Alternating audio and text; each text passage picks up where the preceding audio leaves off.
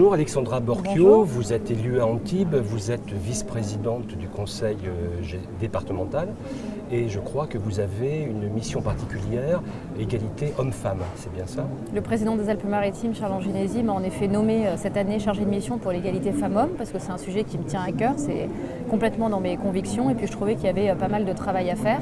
Donc c'est vrai que le gouvernement a impulsé cette thématique, mais il était de notre devoir en tant que collectivité d'aborder le sujet et de pouvoir proposer un plan d'action. Donc c'est ce qui va être fait dans quelques semaines.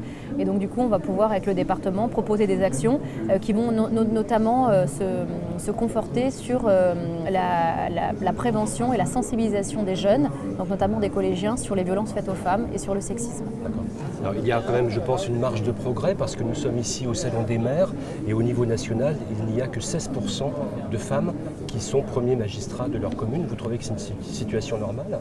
Alors évidemment, je ne peux pas cautionner ce genre de situation. Je suis très investie aussi sur la place des femmes dans les exécutifs locaux et je vais animer aujourd'hui une table ronde aussi sur le sujet. Je milite aussi pour qu'il y ait de plus en plus de femmes puisqu'on se rend compte que là où il n'y a pas de loi de la parité n'est pas respectée. Donc je propose des travaux au sein de l'AMF, l'Association des maires de France, et l'ADF, l'Association des départements de France. Je travaille aussi avec un réseau qui s'appelle Élus local et donc notre but c'est de faire avancer la loi sur la parité pour qu'il y ait une plus grande représentativité des femmes dans les collectivités et bien sûr les accompagner et les pousser à se présenter. Alors qu'est-ce qui fait qu'il y a peu de femmes qui sont maires ou vraiment au poste de décision? Elles sont souvent adjointes, elles sont souvent vice-présidentes par exemple, mais pas en responsabilité. Il y a un plafond de verre, est-ce qu'elles-mêmes n'ont pas dans leur tête une limite? Il y a en effet un plafond de verre, il y a une autocensure, c'est-à-dire qu'elles n'osent pas. Moi j'organise des formations tout au long de l'année avec des femmes élues des Alpes-Maritimes et c'est vrai qu'elles ont l'impression en fait de ne pas être capables d'être mères parce que peut-être dans leur entourage on leur dit qu'elles resteront numéro 2. Donc moi le but c'est d'essayer de les accompagner, de leur redonner confiance en elles et de leur dire pourquoi pas vous, une femme est un homme comme un autre et que si elles veulent se présenter, il y a les élections municipales bientôt, je pense qu'il va y avoir beaucoup de femmes qui vont être tête de liste et qui vont oser le pas, mais pour ça il faut leur redonner confiance et c'est aussi l'un des buts du réseau.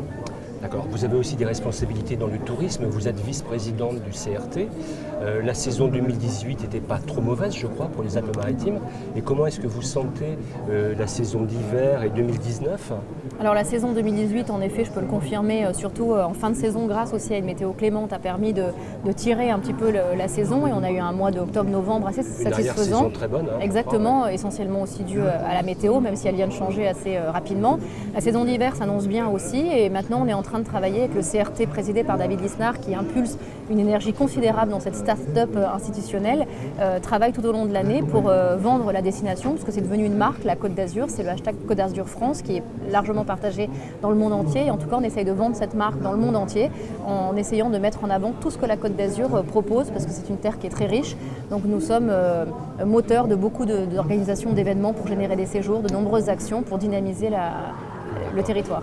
Et la clientèle étrangère a été sensible à tous les efforts qui ont été faits après l'attentat du 14 juillet. Et donc l'image de marque de notre région n'a pas souffert de ces événements. Heureusement, par le travail du CRT, mais surtout par le travail de l'ensemble des professionnels. Ouais. Voilà, l'ensemble des socio-professionnels se sont mobilisés au lendemain de ce triste épisode de juillet 2016. David Lisnard a réuni autour de la table tous les socio-pros. On a fait vraiment un travail collaboratif et collectif qui a payé ses fruits, puisque tous ensemble, on a réussi à... On ne pourra pas effacer ce qui s'est passé, surtout dans les esprits, mais en tout cas, on a réussi à rebondir, puisque voilà, chaque saison est globalement positive. Donc du coup, c'est formidable pour nous. Maintenant, le but, c'est de toujours continuer à performer, parce qu'on a des destinations concurrentes dans toute l'Europe. Donc il faut toujours se remettre en question pour pouvoir rester performant. Madame Borchio, merci beaucoup. Merci à vous. Bonne journée.